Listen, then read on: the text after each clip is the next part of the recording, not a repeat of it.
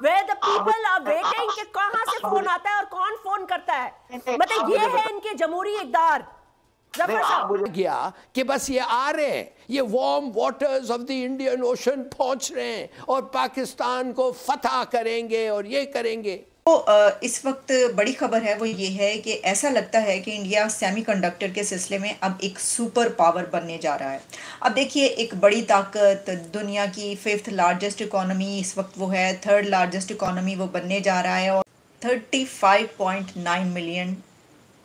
9 billion dollars, 35.9 billion dollars और Japanese investment in the country bye 2020। Leaders हैं, China भी घुसने की कोशिश कर रहा है, चाइना भी टांग अड़ा रहा है, घुसने की कोशिश कर रहा है। इनका यह कहना है मोदी जी का कि India will become one of the top 3 top 4। इनको चाइना से निकल रहे हैं, धीरे धीरे लोग इंडिया आ रहे हैं, ये गेम चल रहा है पूरा दोस्तों। और वर्ल्ड की जो डिपेंडेंस थी चाइना पर, वो हटकर पूरे वर्ल्ड की डिपेंडेंस भारत पर होने वाली। खुद फॉक्सकॉन वहां पे है और ताइवान एक ऐसा कंट्री है ना जो कि इंडिया और ताइवान एक नेचुरल एफिनिटी बनती है। क्यों नेचुरल एफिनिटी बनती है? क्योंकि दोनों का दुश्मन एक है।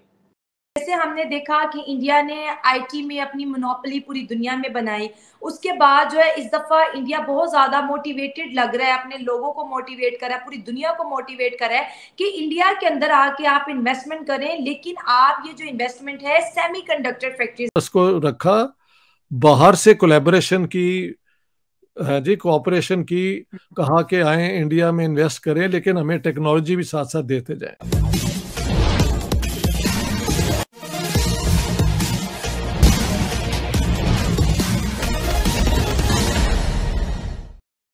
वैसे तो माइक्रोचिप या सेमीकंडक्टर के क्षेत्र में अमेरिका, जापान, साउथ कोरिया और ताइवान चारों वर्ल्ड लीडर हैं, लेकिन विदेशी कंपनियों के बल पर चीन भी इनको टक्कर दे रहा था। लेकिन लगभग सभी बड़ी विदेशी कंपनियां जो सेमीकंडक्टर बनाती है, उन्होंने चीन से अपना बोरिया बस्तर उठाकर भारत में पयाम कर दिया है। इससे चीन को सबसे बड़ा झटका लगा है। आगे की चर्चा सुनते हैं। तो इस वक्त बड़ी खबर है वो ये है कि ऐसा लगता है कि इंडिया सेमीकंडक्टर के सिलसिले में अब एक सुपर पावर बनने जा रहा है।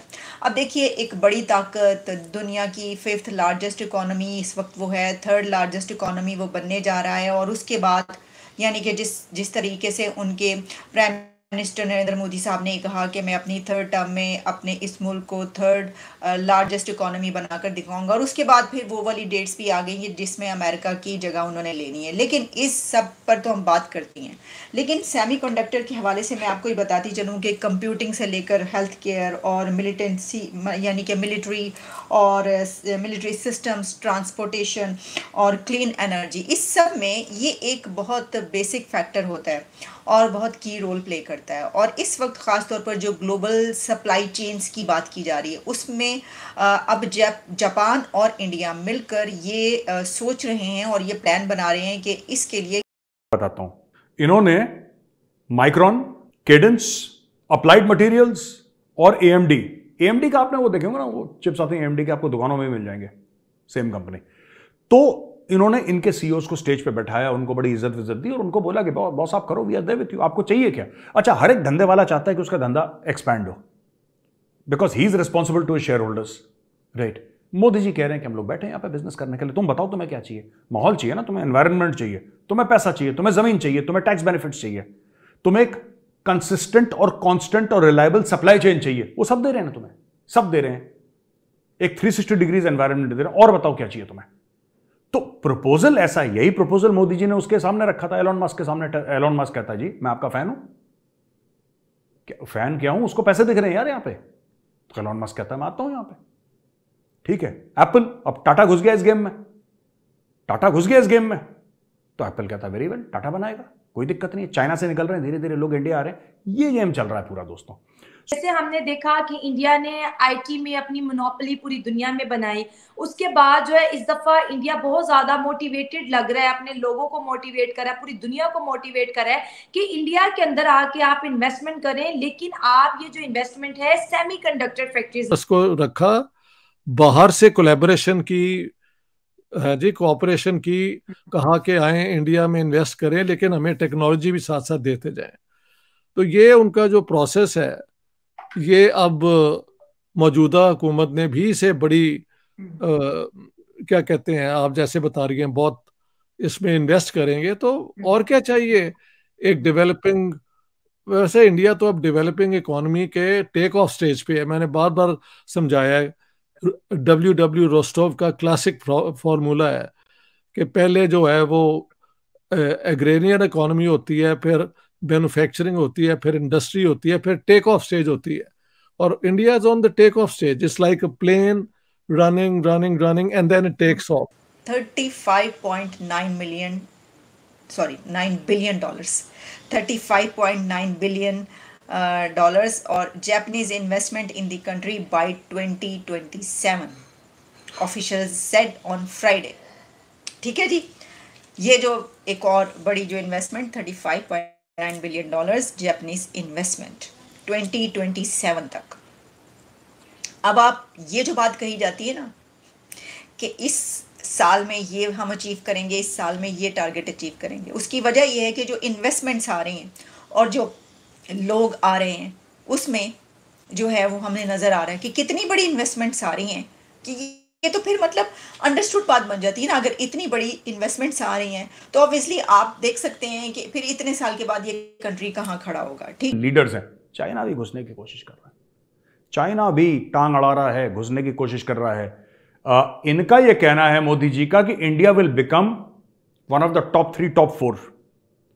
इनको बोल रहे हैं इन्वेस्ट को। अच्छा, ये लोग करेंगे क्या? देखिए, एक तो ये कह रहे हैं कि भाई तुम आओ, हम तुम्हें पैसे का भी फायदा देंगे, हम तुम्हें जमीन भी देंगे, हम तुम्हें फैसिलिटीज देंगे, हम तुम्हें टैक्स बेनिफिट्स देंगे, बिजली जो भी है तुम्हारा, हम सब बेनिफिट्स देंगे, तुम इंडिया आओ और सेमीकंडक्टर्स बनाओ। दूसरी चीज, इंडियन कंपनीज को बोल रहे हैं कि इनसे पार्टनर करो, इनसे टेक्नोलॉजी लो। तो 2 लेवल पे गेम हो रहा है। दोस्तों, मैं आपको बता रहा हूं, सेमीकंडक्टर्स, आप बोल रहे हैं मेजर साहब आप सेमीकंडक्टर्स की बात क्यों कर रहे हैं? आप तो national security, geopolitics, foreign affairs की बातें करते हैं। मैं एक बात बता रहा हूं आपको दोस्तों, सेमीकंडक्टर्स एक्चुअली एक नेशनल सिक्योरिटी का मामला है। ये आपको समझना पड़ेगा। सेमीकंडक्टर्स जो हैं, it is a function of national security.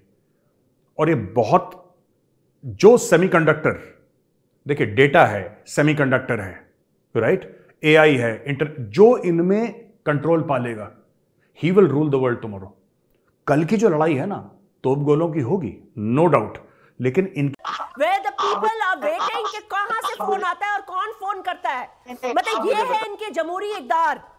गया कि बस ये आ रहे हैं, ये warm waters of the Indian ocean पहुंच रहे हैं और पाकिस्तान को फतह करेंगे और ये करेंगे। What nonsense! पाकिस्तान की 5-6 लाख फौज इधर ठहरी हुई है और वो आपको 1 लाख फौज के साथ अटैक करेंगे? They never meant to attack you. कभी आपने सोचा होगा कि आखिर 6 महीने तक गाड़ियों के डिलीवरी में क्यों डिले हो रहा है? दरअसल पिछले दिनों ताइवान में बाढ़ आ गई थी, जिससे सेमीकंडक्टर के सप्लाई पर बहुत रुकावट आया था। इसलिए जो गाड़ियों में सेमीकंडक्टर लगता है उनके डिलीवरी में लेट हो रहा था। अब सेमीकंडक्टर इतना अपरिहार्य हो गया है कि दुनिया की सारी इलेक्ट्रॉनिक चीज़ों में सेमीकंडक्टर लगता है। इसमें 2 प्रकार का होता है, एक रफ यानी मोटा सेमीकंडक्टर जो बड़े साइज का होता है, और दूसरा नैनो सेमीकंडक्टर। नैनो सेमीकंडक्टर बनाने की क्षमता दुनिया के 3-4 देशों में ही है, जिसमें से अमेरिका, जापान, ताइवान और साउथ कोरिया सबसे आगे हैं। लेकिन भारत तो बहुत पहले सेमीकंडक्टर बनाने की दिशा में प्रयास किया था, लेकिन उस समय के सरकार ने उस फैक्ट्री में आग लग गई तो कोई आगे पांव रखने की योजना बनाने की कोशिश नहीं की और भारत दूसरे देशों पर डिपेंडेंट था। लेकिन अब आने वाला युद्ध सेमीकंडक्टर का होगा कि जो सेमीकंडक्टर पर नियंत्रित करेगा, दुनिया की सारी इलेक्ट्रॉनिक चीज़ों पर नियंत्रित करेगा, क्योंकि ऐसा कुछ भी आज की तारीख में चीज़ नहीं जो सेमीकंडक्टर से नहीं चलता है, चाहे वह जहाज हो या टैंक हो, मिसाइल हो या फिर छोटी सी घड़ी हो या फिर रिमोट कंट्रोल हो।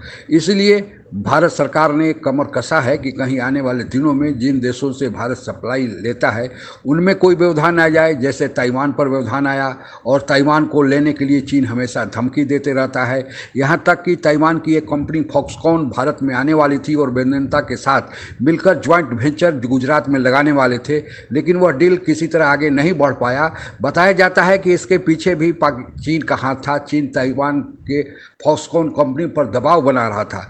हालांकि ताइवान को चीन अपना हिस्सा मानता है और ताइवान को अपने में शामिल करने की कोशिश करता है। ताइवान और चीन के संबंध राजनीतिक दृष्टि से अच्छे नहीं हैं और यही कारण है कि ताइवान को बहुत सारे देशों ने मान्यता नहीं दे रखा है। लेकिन व्यापारिक संबंध ताइवान और चीन के चल रहे हैं, जैसे भारत और चीन के संबंध सीमा पर तनाव होने के चलते चलते रहते हैं।